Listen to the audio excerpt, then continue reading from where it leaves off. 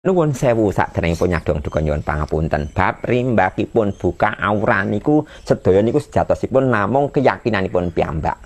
Ada orang sing sugesti susu onyang ronoto. Nah, yeah. Niki nuwun sewu. Boleh monggo saya ndak melarang, tapi ada tapinya. Ingat besok kita itu akan kembali kepada Allah. Datang payomane Gusti. Ning lek wayah awake dhewe dikalah kita sudah tua itu lupa. Niku malah dadi bebaning awaking piyambak. Istilah buka aurah sing ngagem susuk niku pantanganipun ajeg wonten. Bila mana kita melanggar suatu pantangan niku malah dadekne kirang prayogi nipun.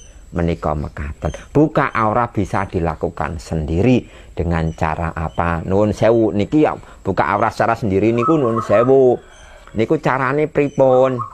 Siji, carane wong kejawen tetap ndamel media utawa ning srana sekar kala wau. Carane pripun? Sing penak-penakan ndamel sekar telon wangi mawon. Menika ngaten. Lah niku damel siram. Nalikane siram niku nuwun sewu makane enten dipun wastani mandi tengah malam. Caranipun pripun toya menika dipun paringi sekar udakawis antawis tabuh 11 dalu. Mboten kudu ngenteni jam kalih mboten tabuh 11 dalu. Dados mengke paripurnane awake dhewe niku mengke pun antawis pama wong adus wis-wisine ya ora ngantek jam 12. Ngaten nggih. Nalikane adus dipun niati ngaten. Bismillahirrahmanirrahim. Niki kuatah donga-donga niku kathah. Nggih. Niat ingsun adus banyu Muhammad. Sejatining lanang sedatining menungso.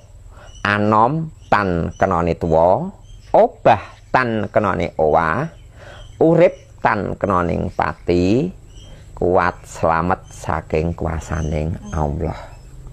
Menika ngaten. Enten malih ingkang adusipun mekaten. Niat ingsun adus ngedusi sadulurku 4 kalima badan ke-6 nyawa ke-7 sukma sah badan kari sampurna. Menika kagem buka aurah secara pribadi. Niku ndak berisiko. Malahan ngaten. Ning lek awake dhewe buka aurah lumantaran pasang susuk dan sebagainya, aku gak nglarang, enten nanginge. Hukum sebab akibat mekaten.